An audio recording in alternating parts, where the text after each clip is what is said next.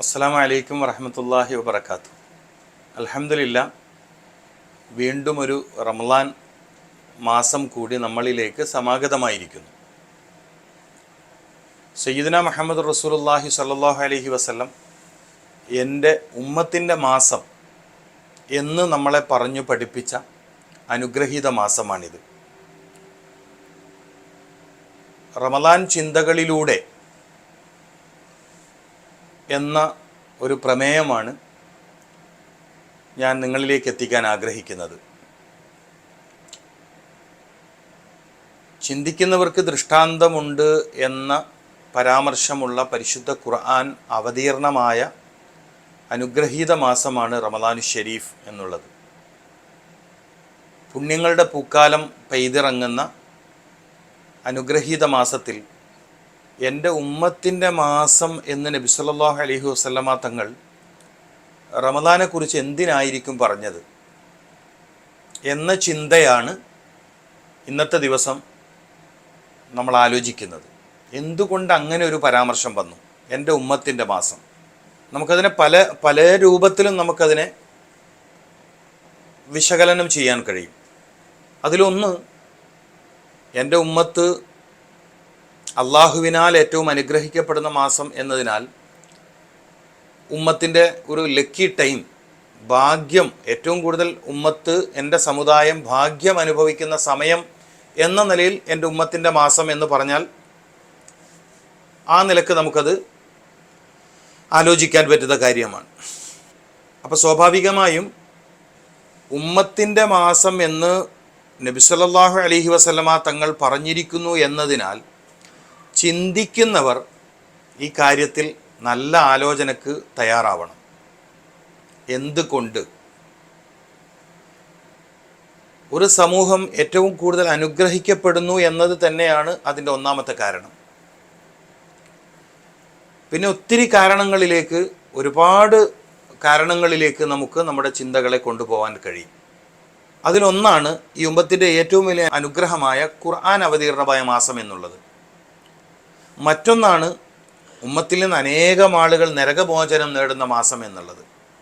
അങ്ങനെ ഒരുപാട് കാര്യങ്ങളിലേക്ക് നമുക്ക് നമ്മുടെ ചിന്തകളെ കൊണ്ടുപോകാൻ കഴിയും. അപ്പോൾ ഉമ്മത്തിൻ്റെ മാസം എന്ന് പ്രത്യേകമായി പറഞ്ഞു എന്നതിനാൽ ആ ഉമ്മത്തിലെ മെമ്പർ എന്ന നിലയിൽ, ആ ഉമ്മത്തിലെ ഒരു അംഗം എന്ന നിലയിൽ എനിക്ക് എന്തെല്ലാം ഗുണമാണ് ഈ റമളാനു ഷരീഫിലൂടെ കിട്ടാനുള്ളത്, കിട്ടേണ്ടത്, ഞാൻ പരിശ്രമിക്കേണ്ടത്, പരിശ്രമിക്കാതെ തന്നെ എന്നിലേക്ക് എത്തിച്ചേരുന്നത് എന്നിത്യാദി ചിന്തകളിലേക്ക് നമുക്ക് കടന്നു പോകാൻ കഴിയണം. കേവലം എല്ലാ വർഷവും വരുന്ന ഒരു ആചാരത്തിൻ്റെ നോമ്പിനപ്പുറം, പാരമ്പര്യമായി കിട്ടിയ ഒരു ആചാരത്തിൻ്റെ നോമ്പിനപ്പുറത്തേക്ക് അനുഭവത്തിൻ്റെ, അനുഭൂതിയുടെ, ആത്മനിർവൃതിയുടെ നോമ്പുകാരനാവാൻ അല്ലെങ്കിൽ നോമ്പുകാരിയാവാൻ നമുക്ക് കഴിയണം. പരിശുദ്ധ റമദാനെ ബുദ്ധിപൂർവം സമീപിക്കാൻ നമുക്ക് കഴിയണം. ഒരു മാസത്തെ ബുദ്ധിപൂർവം സമീപിക്കുക എന്ന് പറയുന്നത് വലിയ കാര്യമാണ്. പക്വതയോടെ സമീപിക്കുക എന്ന് പറയുന്നത് വലിയ കാര്യമാണ്. ഒരുപാട് രഹസ്യങ്ങൾ ഒളിഞ്ഞു നിൽക്കുന്ന ഒരു മാസം തന്നെയാണ് റമദാൻ. അപ്പം അതിനെ ബുദ്ധിപൂർവം പക്വതയോടെ അഭിമുഖീകരിച്ചില്ലെങ്കിൽ നഷ്ടങ്ങൾ ഉറപ്പായി സംഭവിക്കും, യാതൊരു സംശയമില്ല. നല്ല നഷ്ടങ്ങൾ ഉണ്ടാവും. കാരണം വിജയിക്കാൻ ഒരു ഗോൾഡൻ ചാൻസ് നമുക്ക് വെച്ച് നീട്ടിയിട്ട് വിജയിക്കാനുള്ള ഒരു നല്ല അവസരം നമ്മുടെ മുമ്പിലേക്ക് തുറന്ന് തന്നിട്ട് അതൊരാൾ ഉപയോഗപ്പെടുത്തിയിട്ടില്ലെങ്കിൽ അയാൾക്ക് വ്യക്തിപരമായി, കുടുംബപരമായി, പിന്നെ സാമൂഹികമായി അയാൾ നഷ്ടത്തിലാവും. ഇസ്ലാം മനുഷ്യനെ ജീവിതം പഠിപ്പിക്കുന്നു എന്നതാണ് ഇസ്ലാമിൻ്റെ പ്രത്യേകത. പ്രാർത്ഥന പഠിപ്പിക്കുന്നു എന്നതിനപ്പുറം ജീവിതം പഠിപ്പിക്കുന്നു. ജീവിതത്തിൻ്റെ പ്രധാന ഭാഗമാണ് പ്രാർത്ഥന. റമളാനിൽ നിറഞ്ഞു നിൽക്കുന്ന ഒരു ഭാഗം എന്താണ്? പ്രാർത്ഥനയാണ്. നമുക്കത് മറ്റൊരു ദിവസം ചർച്ച ചെയ്യാം. അപ്പോൾ ഇസ്ലാമിൻ്റെ ഒരു മനോഹാരിത എന്ന് പറയുന്നത് മനുഷ്യനെ അത് ജീവിതം പഠിപ്പിക്കുന്നു. ജീവിതത്തോട് ഫേസ് ടു ഫേസായി നിൽക്കാൻ ഇസ്ലാം മനുഷ്യനെ പ്രാപ്തനാക്കുന്നു എന്നത് ഇസ്ലാമിൻ്റെ പ്രത്യേകതയാണ്. അതുകൊണ്ടാണത് കാലോചിത മതമായി ഇന്നും നിലനിൽക്കുന്ന ഇത്രയൊക്കെ വെല്ലുവിളികൾ ഇസ്ലാമിക സമൂഹത്തെ തകർക്കാൻ കിണഞ്ഞ് പരിശ്രമിക്കുന്ന ശത്രുവ്യൂഹം ചുറ്റിലുമുണ്ടായിട്ടും ഇസ്ലാം അതിൻ്റെ പ്രതാപത്തോടെ കാലങ്ങൾക്കതീതമായി കൂടുതൽ കൂടുതൽ തിളക്കത്തോടെ ഇസ്ലാം നിലനിൽക്കുന്നതിൻ്റെ പ്രധാന കാരണം എന്തോന്നാണ്? അത് ജീവൽ ഗന്ധിയാണ്, അതൊരു ശൈലിയാണ്, അതൊരു ലൈഫ് സ്റ്റൈലാണ്. മനുഷ്യൻ അവൻ്റെ പ്രകൃതത്തോടിണങ്ങുന്ന ജീവിതം പഠിച്ച് ഭൗതിക ജീവിതത്തിലും നാളെ പാരത്രിക ജീവിതത്തിലും വിജയശ്രീലനാവാൻ ഇസ്ലാം അവനെ പരിശീലിപ്പിക്കുന്നു. ആ പരിശീലനത്തിൻ്റെ വളരെ പ്രധാനപ്പെട്ട ഒരു ഭാഗമാണ് റമദാൻ എന്നുള്ളത്. റമദാൻ ഒരു ജീവിത പരിശീലനത്തിൻ്റെ മാസമാണ്. അപ്പം നമ്മുടെ റമദാൻ ചിന്തയിൽ എന്തുകൊണ്ട് ഉമ്മത്തിൻ്റെ മാസം എന്ന് പറഞ്ഞു എന്ന വാക്കിൽ നിന്നും നമ്മൾ ആരംഭിക്കുന്ന ചിന്താ പ്രയാണം എന്ന് പറയുന്നത് എന്തുകൊണ്ട് അങ്ങനെ ഒരു പേര് വന്നു,